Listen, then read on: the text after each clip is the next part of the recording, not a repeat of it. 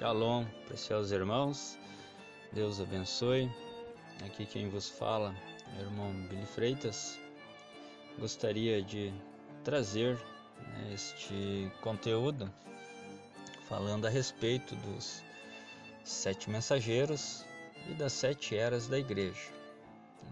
Este conteúdo foi tirado do livro Uma Exposição das 7 Eras da Igreja, por irmão William Marion Branham.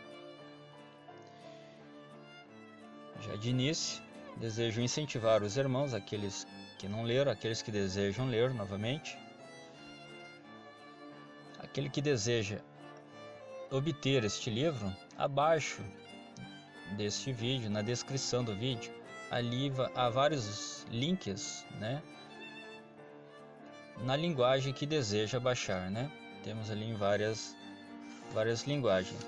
E o conteúdo deste livro ali nos traz a revelação de Jesus Cristo, a visão de Patmos, a era da igreja de Éfeso, a era da igreja de Esmirna, a era da igreja de Pérgamo, a era da igreja de Tiatira, a era da igreja de Sardes, a era da igreja de Filadélfia, a era da igreja de Laodiceia e um resumo das eras. Nós estamos lendo este livro em nossos lares, isto ao redor do mundo. Há um pedido do irmão José Brana, a qual nós estamos também acompanhando aos domingos, a mensagem em áudio, e também temos o livro. Este livro é muito especial, pois nos revela toda a Bíblia, Tem assuntos aqui que você verá que se encaixa perfeitamente mesmo, É algo assim que somente Deus mesmo, Às vezes a gente já ouvimos aí várias interpretações, mas a gente vê que uma coisa não fecha com a outra, Mas isso aqui não, é algo perfeito, de Gênesis a Apocalipse, Você entendendo o que aconteceu lá no início, em Gênesis, você verá o decorrer, através Deus agindo através de seus profetas, Sempre a Bíblia sempre foi escrita pelos profetas, Deus falando através dos profetas, e Jesus Cristo é o mesmo ontem, hoje e eternamente. Aqui na tela, irmãos, nós temos aí, como os irmãos estão vendo, um castiçal, Neste castiçal temos ali as 7 eras da igreja e o nome de cada mensageiro enviado para cada era, Lá em Apocalipse nos fala sobre as 7 estrelas, E nós vemos ali as estrelas e abaixo das estrelas cada nome, do seu mensageiro. Irei ler aqui umas passagens, da Bíblia, onde fala sobre esses 7 mensageiros e sobre as 7 eras da igreja. Ali nós temos, acima de cada era, temos um círculo ali simbolizando uma lua, Uma parte em branca e outra parte escura, Simbolizando a luz e as trevas, A luz que havia no tempo de Éfeso, com o mensageiro Paulo. E nós vemos que ela foi escurecendo, Satanás trabalhando e foi apagando, aquela palavra, Mas no final tudo seria revelado, Mas porém esta era de Laodiceia, a era mais escura de todas, Pois bem, vamos lá. Aonde fala na Bíblia, sobre os 7 mensageiros que Deus enviaria para este último tempo, para a era gentia, Vamos começar lá no Velho Testamento, Onde fala sobre os 7 mensageiros. Em Zacarias 3, 8, 9, vamos lá. Ouve, pois, Josué, sumo sacerdote, tu e os teus companheiros, que se assentam diante de ti, porque são homens portentosos. Eis eu farei vir o meu servo, o renovo, porque eis aqui a pedra que pus diante de Josué. Sobre esta pedra única estão 7 olhos. Eis que eu esculpirei a sua escultura, diz o Senhor dos Exércitos, e tirarei a iniquidade desta terra num dia. 7 olhos, né? Aqui diz no livro de Zacarias 3:8, 9, sobre 7 olhos, né? Esses 7 olhos representam visão, né? Olhos, visão, ver, ter visões. Isto são profetas, né? Em Zacarias 4:10 aqui também, porque quem despreza o dia das coisas pequenas, pois esses se alegrarão vendo o prumo na mão de Zorobabel, os 7 olhos do Senhor que discorrem por toda a terra, né? 7 olhos, 7 mensageiros, né? Visionários que percorrem por toda a terra, né? Isso aí nós vamos ver para frente, aonde nós vamos ver aqui a vida desses 7 mensageiros, né? Onde eles nasceram, né? A região, e nós veremos exatamente como a Bíblia diz aqui, que isto percorreu toda a terra, exatamente aqui como a Bíblia diz, né? Então aí mais para frente a gente vai ver a história da vida desses mensageiros, né? E o porquê, né? Que é dito que são esses mensageiros. Em Apocalipse 5:6, aqui, lendo aqui a escritura, vamos lá. E olhei, e eis que estava no meio do trono e dos 4 animais viventes, e entre os anciões um cordeiro, como havendo sido morto, e tinha 7 pontas e 7 olhos, que são os 7 Espíritos de Deus enviados a toda a terra, né? Que coisa, né? Os 7 Espíritos. Então nós estamos olhando aí para o castiçal e vendo aí esses 7 Espíritos, né? Enviados por toda a terra. Em Apocalipse, um pouquinho antes aqui, lá no início do livro de Apocalipse, no capítulo 1, versículo 9, né? Vamos em frente ali. Eu, João, Apocalipse 1:9. Eu, João, que também sou vosso irmão e companheiro na aflição e no reino e paciência de Jesus Cristo, estava na ilha chamada Patmos, por causa da palavra de Deus e pelo testemunho de Jesus Cristo. Eu fui arrebatado em espírito no dia do Senhor, e ouvi detrás de mim uma grande voz como de trombeta, que dizia: O que vês? Escreve-o num livro. E envia-o às 7 igrejas que estão na Ásia: a Éfeso, a Esmirna, a Pérgamo, a Tiatira, a Sardes, a Filadélfia e a Laodiceia. E virei-me para ver quem falava comigo. E virando-me, vi 7 castiçais de ouro. Eis aí os 7 castiçais de ouro, né? E as eras das igrejas, né? Aqui muitos dizem que isto foi lá para aquelas igrejas da Ásia, né? Não foi para agora, né?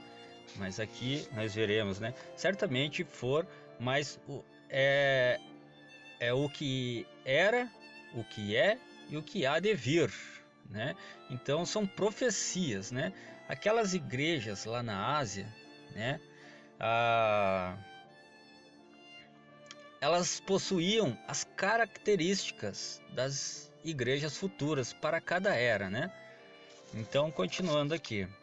E no meio dos 7 castiçais, um semelhante ao Filho do Homem, vestido até os pés de um vestido comprido e cingido pelos peitos com um cinto de ouro. E a sua cabeça e cabelos eram brancos, como lã branca, como a neve, e os seus olhos como chama de fogo, né? Aqui simbolizando um juiz, né? Deus é juízo, né? E aqui ele vestido como um juiz, né? E com olhos como chamas de fogo, né? Cabelos brancos, né? Antigamente, né? Os juízes eles usavam aquela peruca branca, né? Um respeito de excelência, né? Um doutor, né? Então essa peruca não é sinal, cabelos brancos não é sinal de velhice, né? Mas sim é um sinal de autoridade suprema, né? É um juiz. E os seus pés semelhantes a latão reluzente, como se tivessem sido refinados numa fornalha, e a sua voz como a voz de muitas águas. E ele tinha na sua destra 7 estrelas, veja aí, 7 estrelas, e da sua boca saía uma aguda espada de 2 fios, e o seu rosto era como o sol, como na sua força resplandece. E eu, quando o vi, caí aos seus pés como morto, e ele pôs sobre mim a sua destra, dizendo-me: não temas, eu sou o primeiro e o último. E eu vivo, eu que vivo e fui morto, mas eis aqui estou vivo para todo sempre. Amém. E tenho as chaves da morte e do inferno. Escreve as coisas que tem visto, e as que são, e as que depois dessas hão de acontecer. O mistério das 7 estrelas que viste na minha destra e dos 7 castiçais de ouro. As 7 estrelas são os anjos das 7 igrejas. E os 7 castiçais que viste são as 7 igrejas. Então, agora, você olhando para esse castiçal, você deve se perguntar, mas como é que eles sabem o nome de cada mensageiro, sendo que a Bíblia não fala o nome dos mensageiros, né? Pois bem, o nome desses mensageiros foi o próprio Jesus Cristo quem enviou. Falando a respeito das eras, a duração. Agora você deve se perguntar, né? Mas como assim? Aqui nós lendo no livro de Apocalipse, começando no início ali, Apocalipse 1:1, né? Aqui no início do livro aqui já nos traz um retrato daquilo que irá se suceder no decorrer do livro, né? O que há neste livro? O que aquilo ali irá nos trazer? O que irá acontecer? Começando ali, revelação de Jesus Cristo, a qual ele lhe deu, né? Revelação de Jesus Cristo, a qual ele lhe deu, para mostrar aos seus servos as coisas que brevemente devem acontecer, e pelo seu anjo as enviou, né? A revelação de Jesus Cristo enviada pelo seu anjo, né? Este anjo é um profeta, um mensageiro, né? Por que ele é um profeta? Porque lá em Apocalipse 22, lá nos diz que João, diante daquele anjo, ele se ajoelhou, né? Imaginando que fosse Jesus Cristo. João se ajoelhou para o adorar. Porém, quando ele se ajoelhou, aquele anjo falou: não faças tal, só adore a Deus. Eu sou um conservo como você. Ou seja, né, um profeta. Ele era um profeta, esse anjo era um profeta. Um profeta enviado por Deus para revelar estas coisas que brevemente hão de acontecer, né? O que iria revelar? Essas coisas que nós iremos, essas coisas que falam no Apocalipse, porém está em enigmas, né? Em coisas que somente uma visão profética para entender. E as notificou a João, seu servo. Então João não revela nada, João apenas escreve, João é um escrivão, né? João não revela nada, quem está revelando é o anjo. E quem é esse anjo, né? Um anjo é um profeta, um mensageiro. Muito bem. Este castiçal, irmão Brana fez o desenho no quadro, né? Porém ele não colocou o seu nome, né? Ele dizia esse está para vir. Ele, né, Porém Deus colocou o seu nome ali. Brana, né, o 7º mensageiro. E esses desenhos, Deus, após o irmão Brana ter feito no quadro, Deus confirmou no céu, né? Até as fases da lua, né, o decorrer da era, as fases da lua exatamente como foi desenhado, né, confirmando, uma confirmação. Agora, desejo ler aqui uma passagem né? Muitos imaginam que foi enviado essa carta que era somente para aquela igreja lá daquele momento, né? Eu vou ler aqui umas citações, a qual está aqui logo no início do livro. O livro, uma exposição das 7 eras da igreja, né? Então vamos ver aqui. O escriba, não autor, deste livro é João, o divino. Historiadores concordam que ele viveu a última parte de sua vida em Éfeso, embora no tempo da composição deste livro ele estivesse na ilha de Patmos. Não é a história da vida de João, mas é a revelação de Jesus Cristo nas futuras eras da igreja. No versículo 3 é chamado de profecia, e isso é realmente o que ele é. Veja bem, né? A Bíblia diz ali, vamos ler o versículo 3 então de Apocalipse aqui, só para nós ter essa certeza, né? Bem-aventurado aquele que lê e os que ouvem as palavras dessa profecia. Veja que é uma profecia, né? Era coisas que estavam para acontecer e guardam as coisas que nela estão escritas, né? Continuando aqui. Este livro é usualmente denominado a Revelação de São João,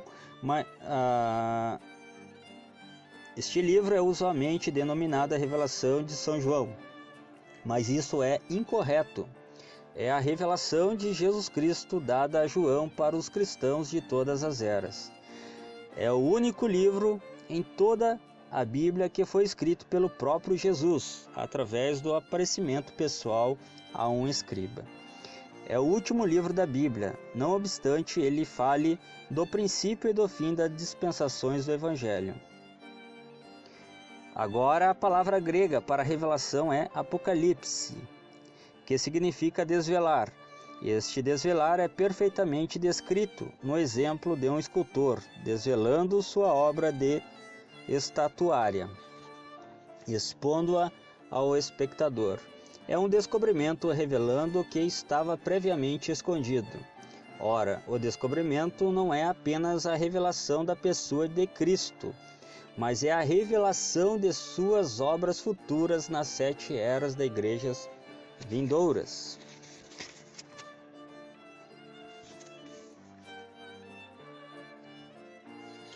Aqui um pouquinho mais à frente, aqui, continuando.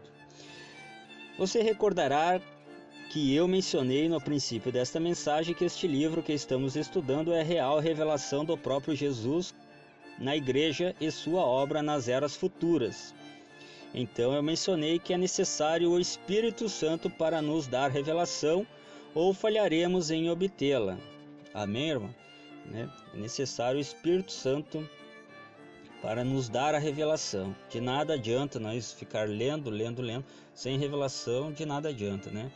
Os fariseus, eles liam a palavra dia após dia, porém Pedro, lá um analfabeto, sabia mais a respeito de Cristo do que aquelas pessoas que se criaram na igreja, né? Que liam, carregavam a palavra, né? É a revelação.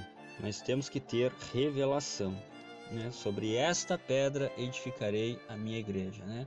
Ou seja, revelação. Pedro disse: tu és o Cristo, Filho do Deus vivo. Então Jesus diz, né, que foi o Pai quem o revelou, e sobre esta pedra edificarei a minha igreja, sobre a revelação. Juntando estes dois pensamentos, nós veremos que não será necessário apenas um estudo normal e reflexão para tornar este livro real.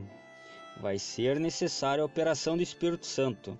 Isto significa que este livro não pode ser revelado a qualquer um, exceto a uma classe especial de pessoas. Será necessário alguém com percepção profético.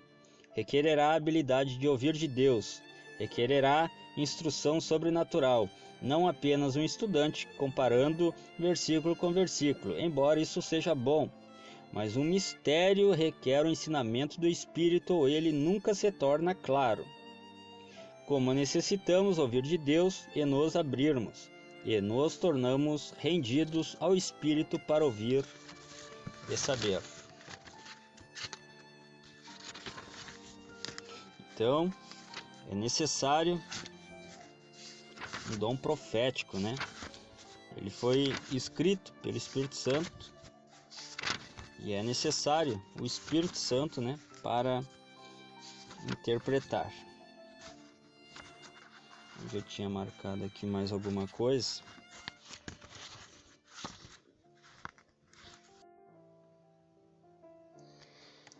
Aqui, a ordem para escrever. Em Apocalipse 1:11, vamos lá, que dizia: o que vês escreve num livro e envia-o às 7 igrejas que estão na Ásia, a Éfeso, a Esmirna, a Pérgamo, a Tiatira, a Sardes, a Filadélfia e a Laodiceia. Aqui está, o primeiro e o último, o Alfa e o Ômega, é tudo isto, o único Deus verdadeiro, a voz e a palavra de Deus. A realidade e a verdade estão ao alcance. Que coisa é estar no Espírito, que coisa é estar na presença de Deus e ouvir dele. O que vês, escreve-o num livro e envia-o às 7 igrejas. A voz que anunciou sua palavra no jardim do Éden e sobre o monte Sinai, esta voz que também foi ouvida na excelente glória no monte da transfiguração, estava mais uma vez anunciando, e nesta ocasião às 7 igrejas, uma completa final revelação de Jesus Cristo. Escreve as visões, João. Faz um registro delas para as eras que devem seguir-se, pois são as profecias verdadeiras que hão de acontecer. Escreve-as e envia-as, fazendo-as conhecidas. João reconheceu aquela voz. Você reconhecerá esta voz quando ele chamar, se você for um dos seus. Em Apocalipse 1:12, e virei-me para ver quem. Na Bíblia, em inglês, versão Rei Tiago, em vez de quem, lê-se a voz que. E virei-me para ver a voz que falava comigo. E virando-me, vi 7 castiçais de ouro. João não diz que virou-se para ver aquela cuja voz ele ouvia, mas virou-se para ver a voz. Eu gosto disto. E virou-se para ver a voz. A voz e a pessoa são uma única e mesma coisa. Jesus é a palavra. João 1:1 diz: no princípio era o Verbo, e o Verbo estava com Deus, e o Verbo era Deus. Ele estava no princípio com Deus. Todas as coisas foram feitas por ele, e sem ele nada do que foi feito se fez. Se alguma vez puder você conseguir ver realmente a palavra, você estará vendo Deus, Jesus. Quando João se virou, viu 7 castiçais de ouro. Eles, na realidade, eram candeeiros, e de acordo com o versículo 20, eles são as 7 igrejas. Os 7 castiçais que viste são as 7 igrejas. Para representar as igrejas, dificilmente poderiam ser velas. Uma vela queima apenas por algum tempo e depois se extingue. Ela morre. Ela não existiria mais. Porém, os candeeiros possuem uma qualidade duradoura não encontrada em velas.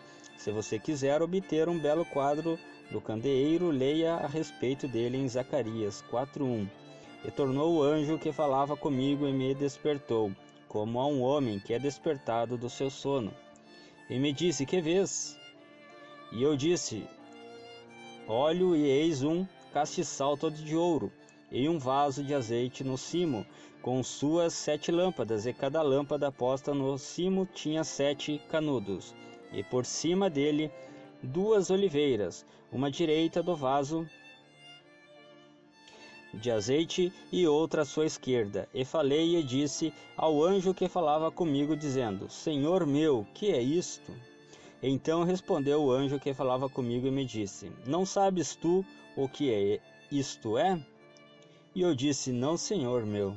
Me respondeu e me falou, dizendo: esta é a palavra do Senhor a Zorobabel, dizendo: não por força nem por violência, mas pelo meu espírito, diz o Senhor dos Exércitos.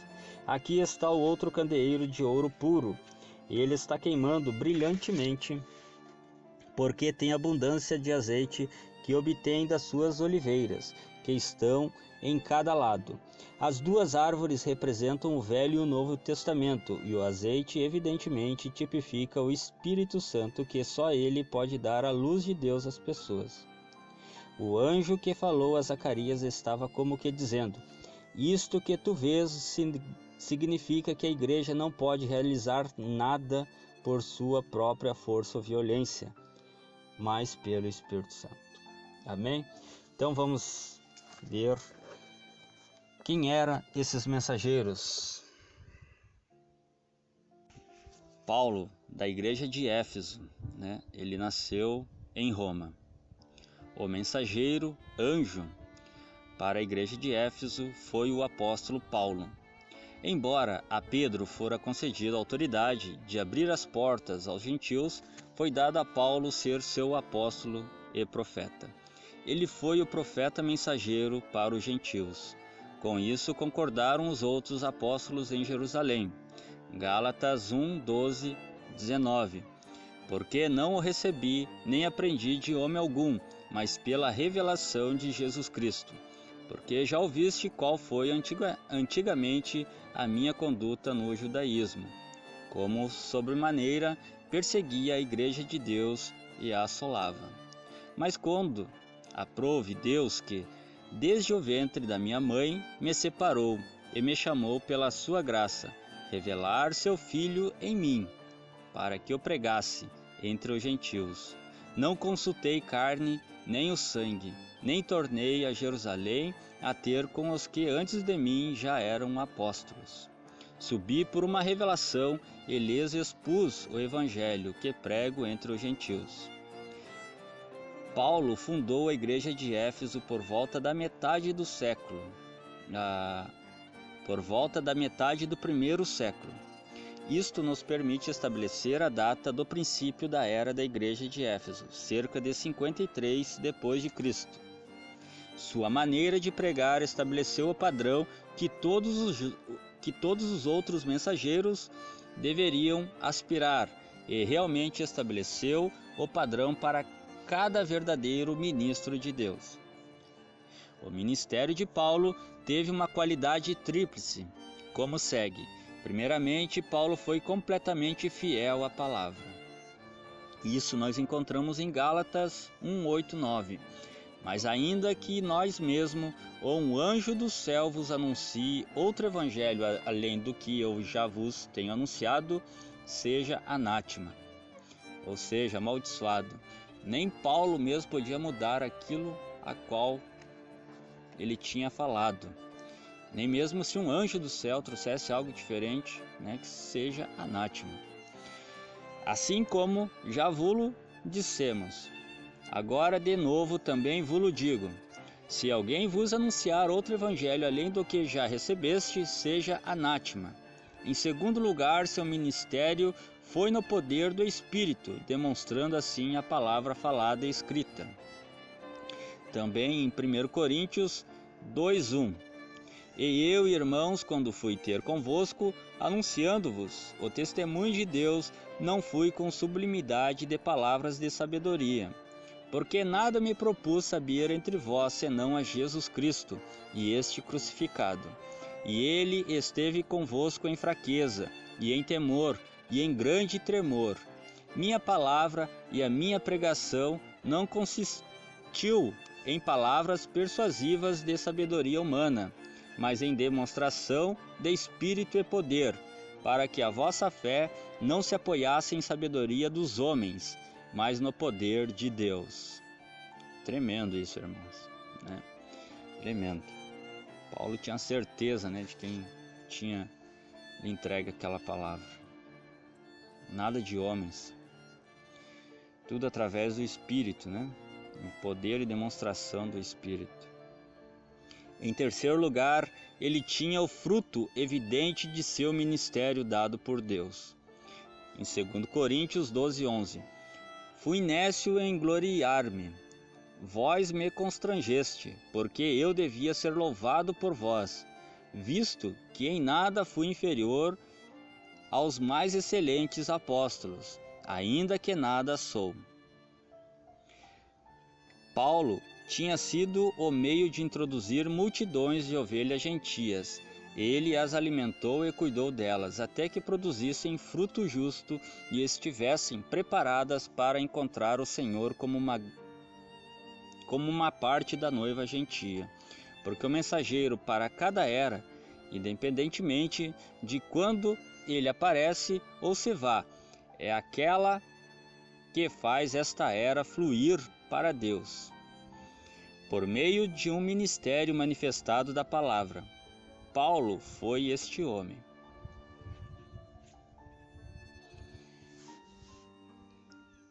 Este foi Paulo, para a primeira era.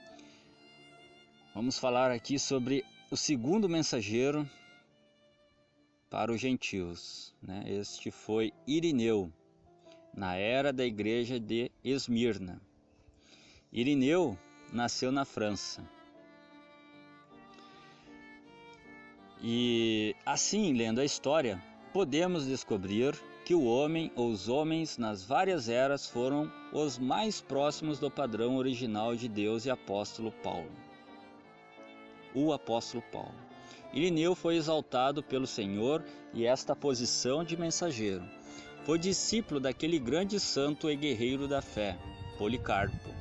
E não há dúvida de que assentava-se aos pés desse grande homem, ele aprendeu as virtudes cristãs que fluíam de sua vida consagrada, pois Policarpo foi um dos santos verdadeiramente ilustres de todas as eras quando observado à luz de uma vida irrepreensível.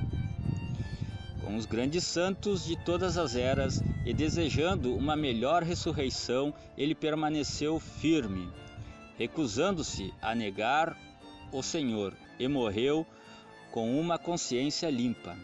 Ele foi posto junto ao poste, desamarrado por seu próprio pedido, e o fogo foi aceso. O fogo desviava-se de seu corpo, recusando-se a tocá-lo. Ele foi então transpassado com uma espada. Quando isto foi feito, água jorrou do seu lado, abafando as chamas. Seu espírito realmente foi visto partindo na forma de uma pomba branca liberada de seu peito. Ele militou contra qualquer forma de organização. Além disto, a história de sua vida, na qual ele serviu ao Senhor, foi de muita manifestação no Espírito Santo. E a palavra era ensinada com incomum clareza e conformidade com seus preceitos originais.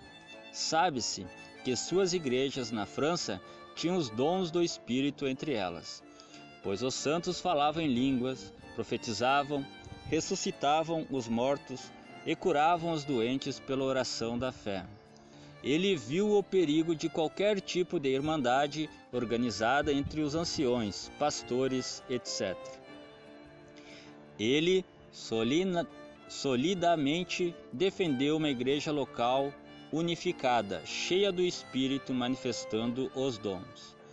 E Deus o honrou, pois o poder de Deus manifestava-se entre os santos. No volume 1, parágrafo 412 dos Pais Antinicenos, temos essa declaração dele sobre a divindade. Todas as outras expressões do mesmo modo revelam o título de um único e mesmo ser, o Senhor do poder, o Senhor, o Pai de todos, Deus Todo-Poderoso, Altíssimo Criador, Feitor e outros semelhantes. Estes não são nomes e títulos de uma sucessão de diferentes seres, mas de um único e mesmo ser. Amém? Este foi Irineu. O terceiro mensageiro para a era gentia foi Martim, na era de Pérgamo, na era da igreja de Pérgamo. Martim nasceu na Hungria. Então, vamos lá. Usando nossa regra dada por Deus para escolher o mensageiro para cada era, isto é, Nós escolhemos aquele cujo ministério se aproxima ao ministério do primeiro mensageiro, Paulo. Sem hesitação declaramos ser Martim, o mensageiro para a era de Pérgamo. Martim nasceu na Hungria em 315. Entretanto, toda a sua vida de trabalho foi na França, onde trabalhou em Tours e arredores como bispo. Ele morreu em 399. Martim converteu-se a Cristo quando seguia carreira como soldado profissional. Foi quando ainda estava engajado nesta ocupação que ocorreu o milagre de veras extraordinário. A história registra que um mendigo jazia doente nas ruas da cidade para onde Martim foi designado. O frio do inverno era mais do que ele podia suportar, porque estava pobremente vestido. Ninguém dava nenhuma atenção às suas necessidades, até que Martim se aproximou. Vendo a situação difícil deste pobre homem, mas não tendo uma veste extra, tirou o seu manto externo e cortou-o em dois com sua espada, e envolveu o pano em torno do homem congelado. Ele cuidou dele o melhor que podia e continuou o seu caminho. Aquela noite o Senhor Jesus apareceu a ele numa visão. Ali estava ele como um mendigo, envolto na metade do manto de Martim. Ele lhe falou e disse: Martim, embora ele seja somente um catecúmeno, vestiu-me com esta veste. Daquele tempo em diante, Martim procurou servir ao Senhor de todo o seu coração. Sua vida tornou-se uma série de milagres manifestando o poder de Deus. Tornou-se líder na igreja. Ele tomou uma posição bem militante contra a idolatria. Quando confrontado pelos pagãos por causa de suas obras, ele os desafiava da mesma forma que Elias fez com os profetas de Baal. Ele se ofereceu para ser amarrado em uma árvore do lado inferior desta, de forma que quando fosse derrubada, ela o esmagaria, a menos que Deus intervisse e virasse a árvore ao contrário enquanto caísse. Os astutos pagãos o amarraram em uma árvore que crescia na encosta de uma colina, seguro que a atração natural da gravidade faria a árvore cair para esmagá-lo. Assim que a árvore começou a cair, Deus virou-a rapidamente colina acima, contrário a todas as leis naturais. Os pagãos que fugiam eram esmagados enquanto a árvore caía sobre diversos deles. Ele sempre permaneceu em humildade, servo de Deus. Uma noite, quando ele estava se preparando para entrar ao púlpito, um mendigo chegou ao seu escritório e pediu alguma roupa.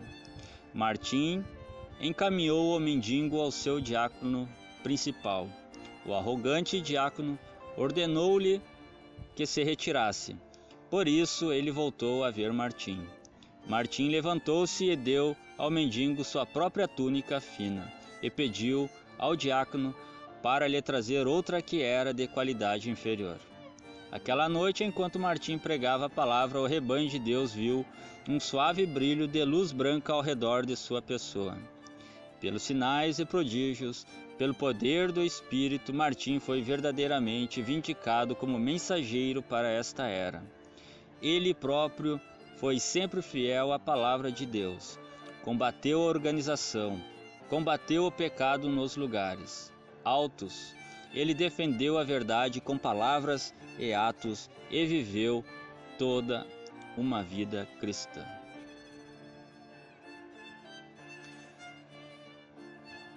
Que maravilha, né, irmãos? Esta foi um pouquinho aqui falando sobre a vida de Martim. Agora, iniciando aqui, ao quarto mensageiro para os gentios, na era da igreja de Tiatira, o mensageiro é Columba.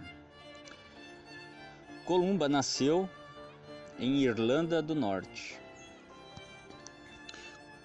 Columba nasceu no condado de Donegal, Irlanda do Norte, da família real de Fergus. Ele tornou-se um brilhante e consagrado erudito.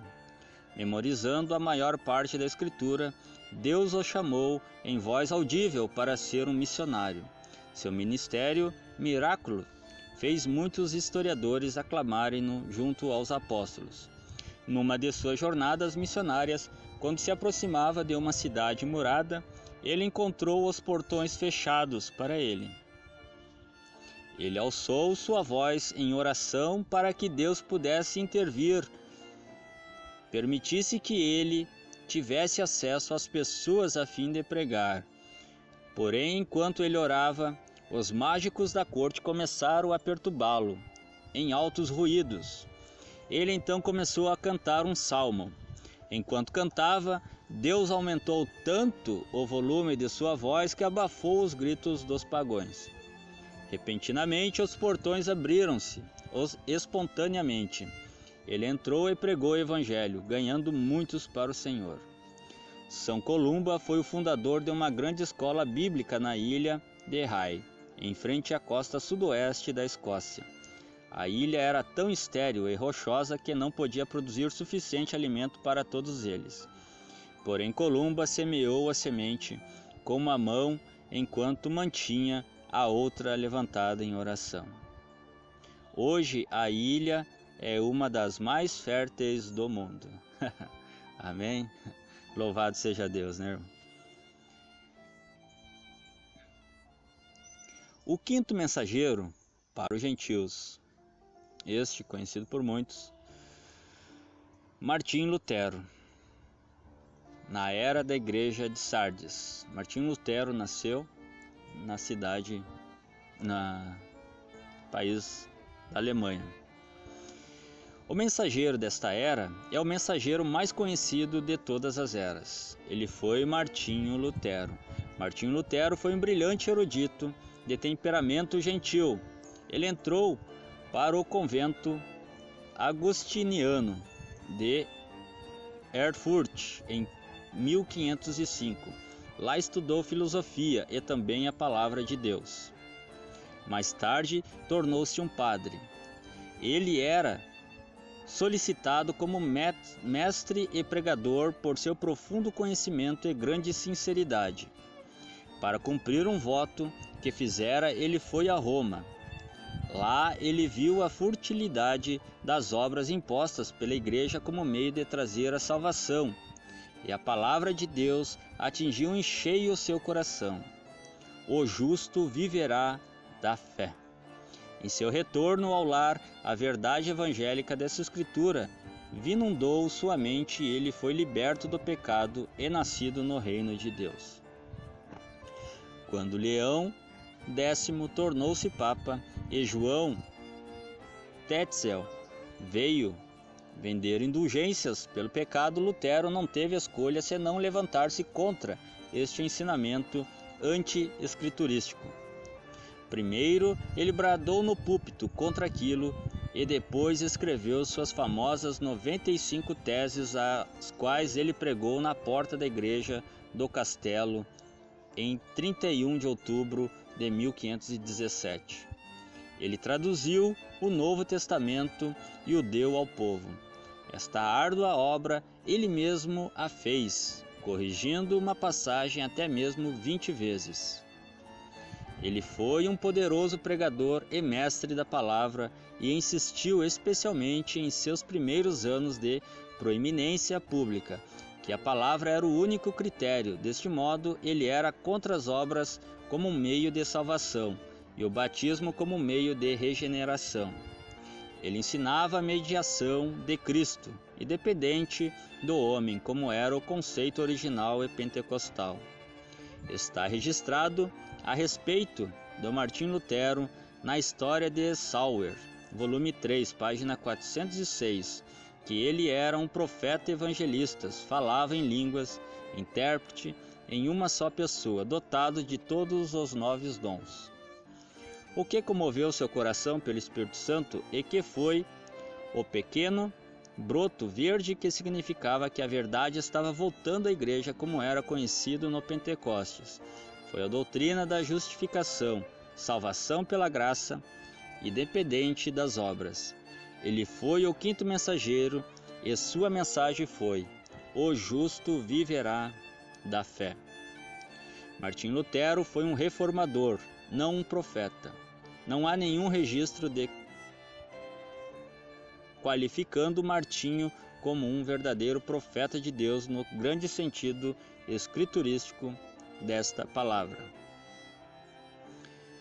Esta é um pouco da história de Martim Lutero, né? Agora, o sexto mensageiro para os gentios, este foi Wesley, na era da igreja de Filadélfia. Wesley nasceu no país da Inglaterra. O mensageiro desta era foi sem dúvida João Wesley. João Wesley nasceu em Epworth aos 17 de junho de 1703 e foi um dos 19 filhos nascidos de Samuel e Susana Wesley. Seu pai foi capelão na igreja da Inglaterra, porém é mais do que provável que a conversão religiosa da mente de João foi mais baseada na vida exemplar de sua mãe do que na teologia de seu pai. Foi quando ele estava em Oxford que ele e Carlos tornaram-se parte de um grupo que era espiritualmente exercitado em adorar, com bases em viver experimentalmente a verdade em lugar de fazer da doutrina o seu padrão. Eles redigiram um guia espiritual de obras, tais como dar aos pobres, visitar os enfermos e os presos. Por isto, eles foram chamados de metodistas e de outros títulos irrisórios. Foi Pedro Boeller que lhe mostrou o caminho da salvação. Ele verdadeiramente nasceu de novo para consternação, evidente irritação de seu irmão Carlos, que não podia entender como um homem tão espiritual como João pudesse dizer que anteriormente não estava certo com Deus. Depois disso, Carlos foi salvo pela graça. Wesley então começou a pregar o evangelho naqueles púlpitos em Londres, às quais ele tinha acesso anteriormente, mas logo eles o expulsaram. Foi nesta ocasião que seu velho amigo, George, lhe foi útil, pois milhares estavam dando ouvidos à palavra. Inicialmente, Wesley duvidou que devesse pregar ao ar livre ao invés de um edifício. Porém, quando viu as multidões e a operação do evangelho no poder do Espírito, ele voltou-se de todo o coração a tal pregação. Wesley era um homem extraordinariamente forte.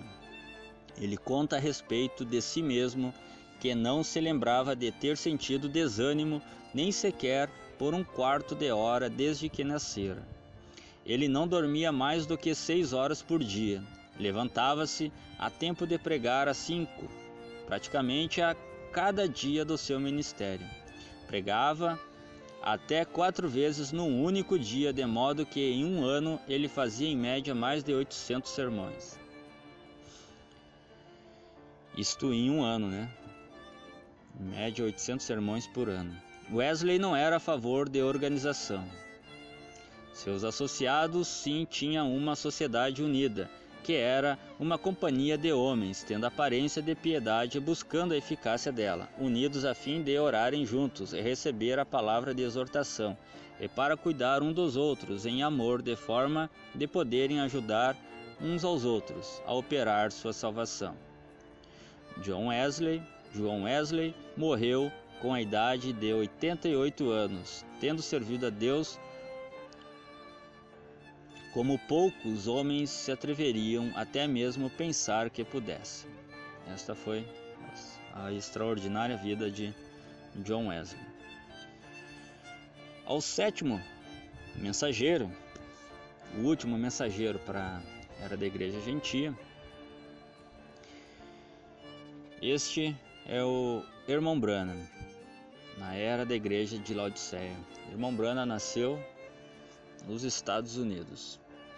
Agora, a era em que estamos vivendo vai ser uma era muito curta. Os eventos vão se tornar-se conhecidos muito rapidamente.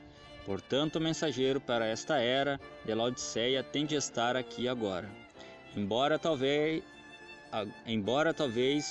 não o conheçamos por enquanto. Em primeiro lugar, este mensageiro vai ser um profeta. Ele terá ofício de profeta. Ele terá o ministério profético. Este será baseado solidamente na palavra, porque quando ele profetiza ou tem uma visão, será sempre orientado à palavra, e sempre acontecerá. A prova de que ele é um profeta encontra-se em Apocalipse 10:7. Mas nos dias da voz do sétimo anjo, quando tocar a sua trombeta, se cumprirá o segredo de Deus, como anunciou aos profetas seus servos. Não somente vemos que esse mensageiro viria aqui em Apocalipse 10:7, mas encontramos que a palavra fala de Elias vir antes que Jesus retorne, em Mateus 17:10. E os seus discípulos o interrogaram, dizendo: por que dizem os escribas que é mister que Elias venha primeiro? E Jesus disse: em verdade, Elias virá primeiro e restaurará todas as coisas. Antes da vinda do Senhor, Elias deve voltar para uma obra de restauração na igreja.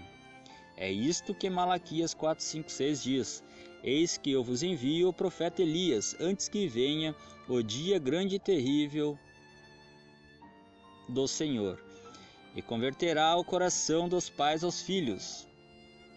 Antes que venha o dia grande e terrível do Senhor, isso. E converterá o coração dos pais aos filhos, e o coração dos filhos aos seus pais, para que eu não venha e fire a terra com maldição. Lucas 1:17 também nos diz aqui: e irá diante deles no espírito e virtude de Elias, para converter o coração dos pais aos filhos, e os rebeldes à prudência dos justos, como o fim de preparar ao Senhor um povo bem disposto. No ministério de João, os corações dos pais foram convertidos aos filhos. Sabemos isso porque Jesus disse, mas não disse que os corações dos filhos foram convertidos aos pais. Isto está ainda por acontecer. Os corações dos filhos dos últimos dias serão convertidos de volta aos pais pentecostais. Visto que este profeta mensageiro de Apocalipse 10:7 será o mesmo de Malaquias 4:5-6. Ele naturalmente será como Elias e João. Ambos foram homens rejeitados pelas escolas religiosas reconhecidas de seus dias. Ambos foram homens do deserto. Ambos agiram somente quando tinham o assim diz o Senhor, diretamente de Deus por revelação. Ambos bradaram contra as ordens religiosas e os líderes de seus dias. Mas isso não foi só assim. Eles bradaram contra todos os que eram corruptos, ou que corrompiam os outros. E note, ambos profetizaram muito contra as mulheres imorais e seus modos. Elias clamou contra Jezabel, e João repreendeu Herodias, a mulher de Filipe. Quão tremendo é isso, né, irmão? É algo muito precioso nós ter isto em nossas mãos. Novamente aqui reforçando, para aqueles que desejam, né, fazer a leitura do livro, né, a gente sempre aconselha a ir ao original, né, ir diretamente na fonte, né. Abaixo desse vídeo, a descrição ali, onde há um link, né, onde você poderá baixar.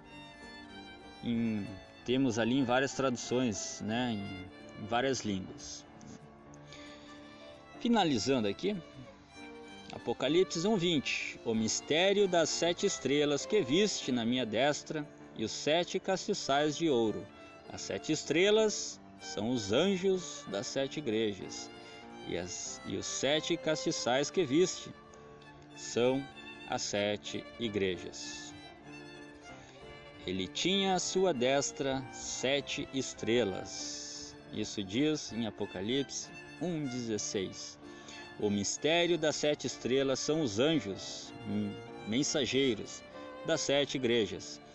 Estes mensageiros são os mensageiros para as 7 eras sucessivas, eras da igreja. Seus nomes não são mencionados, apenas são apresentados um para cada era, desde a era de Éfeso a Laodiceia. Cada mensageiro trouxe a mensagem da verdade para o povo, nunca falhando em mantê-la a palavra de Deus para aquela particular era da igreja. Cada um agarrou-se a isso. Eles foram firmes em sua lealdade para com a luz original. E em agradecimento por sua salvação, eles iluminaram com a luz sua vida e refletiram seu amor, paciência, mansidão, temperança, benignidade, fidelidade. E Deus os apoiou com maravilhas, sinais e milagres. Que a luz dessa palavra ilumine a cada um, ilumine aos seus caminhos. Em nome de Jesus Cristo, agradecendo a todos que ouviram, tirar esse tempinho, que Deus possa abençoar a cada um. Grande abraço, irmãos. Amém.